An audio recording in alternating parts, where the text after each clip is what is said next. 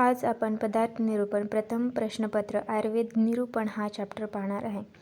आयुर्वेद हे प्रत्यक्षावर आधारित असलेले शास्त्र आहे. प्रत्यक्षाच्या मदतीने अनेक ऋषीमुनींच्या दीर्घ व सूक्ष्म अध्ययनातून, निरीक्षणातून व प्रयोगातून निर्माण झालेले हे शास्त्र आहे. त्यांनी सांगितलेले अनेक सिद्धांत आजही अबाधित आहेत. आयुर्वेद हे जीवनाशी संबंधित सर्व प्रक्रियांना स्पर्श करणारे वैद्यकशास्त्र आहे. याच्यामध्ये असं सांगितलं आहे की आयुर्वेद एक प्रत्यक्ष प्रमाण म्हणजे जे आपण प्रत्येक डोळ्याने पाहतो यावर आधारित एक शास्त्र आहे.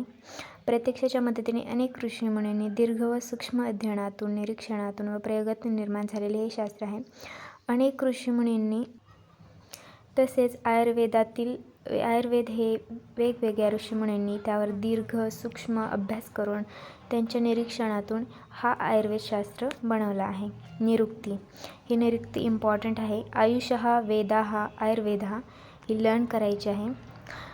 आयुष्याच्या वेदाला आयुर्वेद असे म्हणतात. ज्या ग्रंथामध्ये आयुष्याविषयी विचार विवेचन केले जाते त्याला आयुर्वेद असे म्हणतात. आयु म्हणजे जीवन, जीवनाविषयी ज्ञान देणारा तो आयुर्वेद. याच्यामध्ये आयुर्वेदाची डेफिनेशन दिलेली आहे. आयुषः वेदाः आयुर्वेदः. याच्यामध्ये सांगितलेलं आहे काय, आयुष्याचा वेद म्हणजे आयुष्याचा जो ग्रंथ आहे ज्याच्यामध्ये आयुष्याबद्दल सर्व इन्फॉर्मेशन लिहिली आहे त्याला आयुर्वेद असे म्हणतात. तसेच आयु म्हणजे जीवन, आयु म्हणजे लाईफ, जीवनाविषयी ज्ञान देणारा तो आयुर्वेद. हा वेद आहे, हा ग्रंथ आहे जो जीवनाविषयी आपल्याला संपूर्ण माहिती देतो. त्यामुळे याला जीवनाविषयी ज्ञान देणारा आयुर्वेद म्हटले आहे. त्यानंतर आयुचे लक्षण व पर्याय. शरीर इंद्रिय सत्व आत्मा संयोगीधारी जीवितम नित्य अनुबंधश्च पर्याय आयु उच्यते. हे मी फोड करून बोललेले आहे कारण हे संस्कृतमध्ये शिकवलं जातं, संधीने हे जोडले जातात, तर मी त्याला फोड करून बोलले आहे. हा चरक सूत्रस्थान एक पहिला श्लोक आहे. शरीर हे एवढं इम्पॉर्टंट नाही आहे. चरक सूत्रस्थान काय आहे ते हे लक्षात नाही ठेवलं तरी चालेल. शरीर म्हणजे बॉडी, इंद्रिय म्हणजे सेन्सेस, सत्व म्हणजे माइंड आणि आत्मा म्हणजे सोल. यांच्या संयोगाला आयु असे म्हणतात. हे 4 पार्ट आहेत, शरीर, इंद्रिय, सत्व आणि आत्मा. म्हणजे पहिल्या लाईनमध्ये दिलेलं आहे श्लोकाच्या. शरीर, इंद्रिय, सत्व, आत्मा संयोग म्हणजे यांच्या पूर्ण संयोगाला, यांच्या पूर्ण ग्रुपला आयु असे म्हणतात. आयु म्हणजे लाईफ असे म्हणतात. आयु म्हणजे आयुष्य. प्राणी जन्माला आल्यापासून त्याला मृत्यू येईपर्यंत जो काळ आहे त्याला आयु म्हणतात. आयु म्हणजे काय, तर जेव्हा जन्माला आले तेव्हापासून मृत्यू येईपर्यंत जो काळ आहे त्या काळालाच आयु असे म्हटले आहे. नंतर आयुचे पर्याय. आयुचे पर्याय हे श्लोकाच्या सेकंड लाईनमध्ये दिलेले आहेत. धारी, जीवित, नित्यक, अनुबंध. हे पण 4 आहेत. नित्यक अनुबंधश्च पर्याय आयु उच्यते. धारी, जीवित, नित्यक, अनुबंधश्च. धारी म्हणजे काय, धारण करणे. जे शरीराचं धारण करतं त्याला कुजू देत नाही त्याला म्हणतात धारण करणे होय किंवा धारी होय. जीवित म्हणजे श्वसनादी क्रियेद्वारे प्राणाचे धारण करते ते जीवित होय. आपण श्वासोच्छ्वासाने जे जीवन जगत आहे त्यामुळे आपलं प्राण जिवंत आहे. आपण आपला प्राण धारण केलेला आहे, आपण जीवित आहे, त्याला जीवित होय असे म्हणतात. नित्यक, प्रतिक्षण परिवर्तनशील किंवा गतिशील असल्याने याला नित्यक असे म्हणतात. नित्यक म्हणजे काय, तर कंटिन्युअसली चेंज होत राहणे आणि ते गतिशील असणे. प्रत्येक क्षणाला आपलं शरीर हे गतिशील आहे. वेगवेगळ्या मेटाबॉलिक ॲक्टिव्हिटीज त्यातमध्ये फॉर्म होत आहेत. त्यामुळे आयु हे नित्यक आहे असे म्हटले आहे. नंतर चौथा पर्याय म्हणजे एका शरीराचा दुसऱ्या शरीराशी संयोग स्थापित करतो म्हणून त्याला अनुबंध असे म्हणतात. आपला मृत्यू होतो त्यावेळी शरीरातील आत्मा दुसऱ्या शरीरामध्ये प्रवेश करतो. आपल्या शरीरामुळे एका शरीराचा दुसऱ्या शरीराशी जो संयोग आत्मा एका शरीरातून दुसऱ्या शरीरामध्ये प्रवेश करतो. आयुर्वेदाची वेळेस ही इम्पॉर्टंट व्याख्या आहे आणि हा श्लोक लर्न करायचा आहे. हिताहितम सुखम दुःखम आयुस्तस्य हिताहितम मानचतच्च यत्रोक्तम आयुर्वेदः स उच्यते. हितायु, अहितायु, सुखायु व दुःखायु असे आयुष्याचे 4 प्रकार आहेत. यामध्ये या श्लोकमध्ये आयुष्याचे 4 प्रकार सांगितले आहे.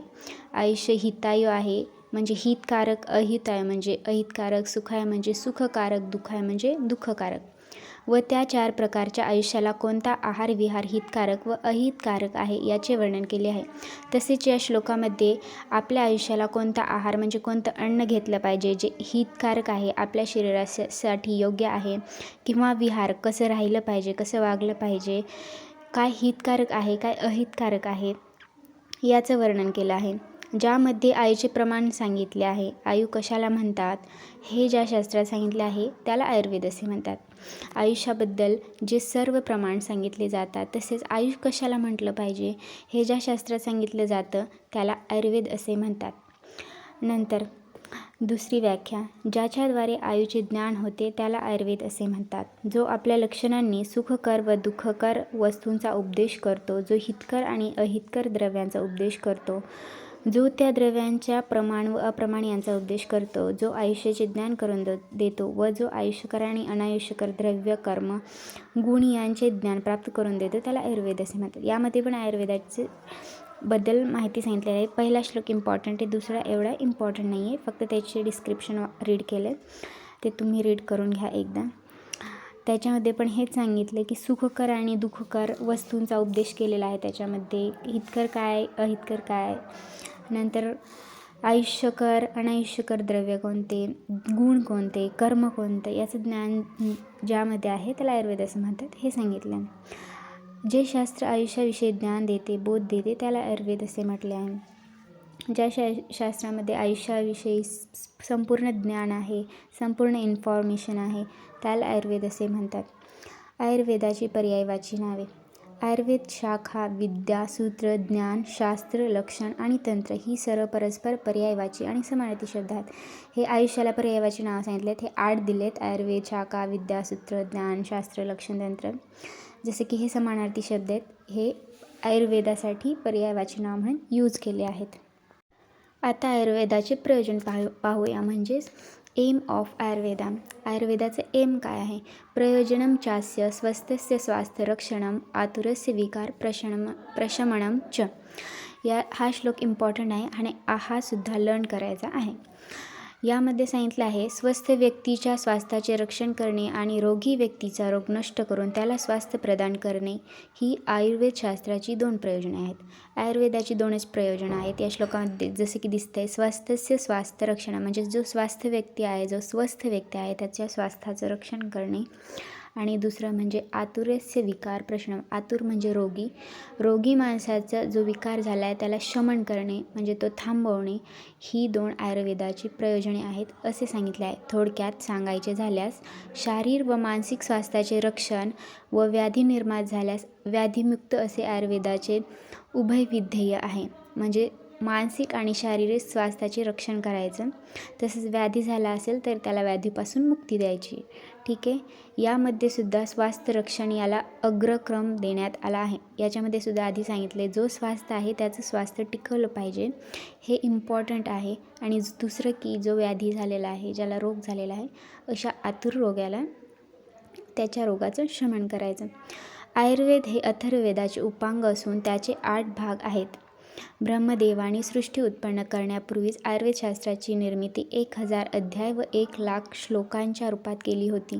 त्यानंतर मनुष्याचे अल्प आयुष्य व त्याची अल्पबुद्धी लक्षात घेऊन त्यांनी हा आयुर्वेद पुन्हा 8 भागांमध्ये म्हणजेच अंगांमध्ये विभाजित केला. ते 8 भाग खालीलप्रमाणे आहेत. आता अथर्ववेद याचाच एक उपांग, याचाच एक पार्ट हा आयुर्वेद आहे. नंतर ह्या आयुर्वेदाला 8 भागामध्ये डिव्हाइड करण्यात आलं, कारण की लोकांची जसं जसं पुढे येत आहे तसं तसं त्यांचं आयुष्यही कमी होत आहे आणि त्यांची बुद्धीही कमी होत आहे. हे लक्षात घेऊन आयुर्वेदाला नंतर 8 भागांमध्ये डिवाईड केलं. ती 8 भाग खालीलप्रमाणे आहेत. आयुर्वेदाची 8 अंगे त्यालाच म्हणतात 8 डिव्हिजन्स ऑफ आयुर्वेदा. आयुर्वेदाची 8 अंगे खालीलप्रमाणे: कायचिकित्सा, शालाक्य, शल्यप्रहर्तुक, विषगर्वरोधिक प्रशमनम, भूतविद्या, कौमारभृत्य, रसायन आणि वाजीकरण. हे 8 अंग आयुर्वेदाचे आहेत. त्यामध्ये आयुर्वेदाला डिवाईड केले आहेत. जसे की कायचिकित्सा म्हणजे जनरल मेडिसिन याचा यूज केला जातो. शालाक्य म्हणजे जे सर्जरीज वगैरे असतात त्याचा वापर केला जातो. शल्यप्रहर्तुक नंतर विष म्हणजे कोणाला टॉक्सिकोलॉजी म्हणजे विषाचा दंश झालेला असेल त्याचं शमन करण्यासाठी, नंतर भूतविद्या, कौमारभृत्य, रसायन वर्गीकरण हे सगळे त्याचेच भाग आहेत. ते आपल्याला नंतर पुढे शिकता येणार आहेत. तर खालचं पाहूया. स्वस्थ लक्षण.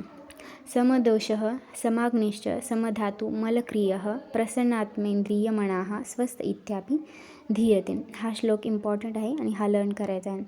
याच्यामध्ये सांगितलं आहे समदोष, समाग्नी, समधातू, मलक्रिय. ज्याच्या शरीरामध्ये दोष 3 प्रकारचे असतात. 3 असतात, वात, पित्त आणि कफ. तसेच मानसिक दोष सत्व, रज आणि तम. नंतर अग्नी, सप्तधातू, मल ही सम अवस्थेत असून त्यांची कार्य योग्य प्रकारे होत असतात. तसेच ज्याचा आत्मा, इंद्रिय आणि मन हे नेहमी प्रसन्न किंवा आनंदित असते अशाच पुरुषाला स्वस्थ असे म्हणतात. स्वास्थ्याचे लक्षण यामध्ये सांगितलेले आहे की स्वास्थ्य कोणाला म्हणायचं?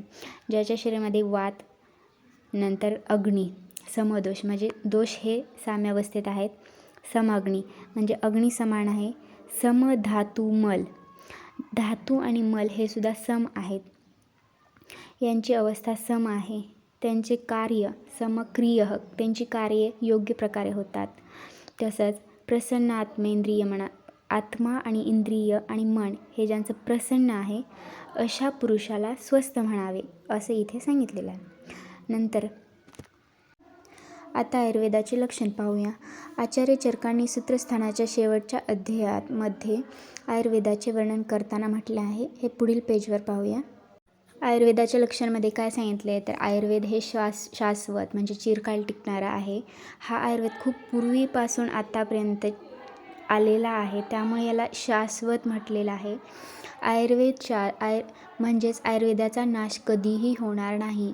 यामध्ये सांगितलेलं आहे की आयुर्वेदाचा नाश होऊ शकत नाही, आपल्याला माहिती आहे. याची 3 कारणे खालीलप्रमाणे. कशामुळे तर हे 3 कारणे त्यांनी खाली सांगितलेले आहेत. आयुर्वेद अनादी काळापासून असल्यामुळे, आयुर्वेद हा खूप पूर्वीपासून असल्यामुळे, आयुर्वेदाची लक्षणे स्वभाव सिद्ध असल्यामुळे, भावपदार्थाच्या स्वनित्यत्वामुळे.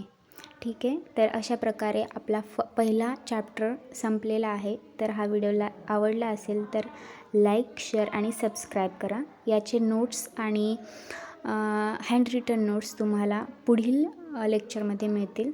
Thank you so much.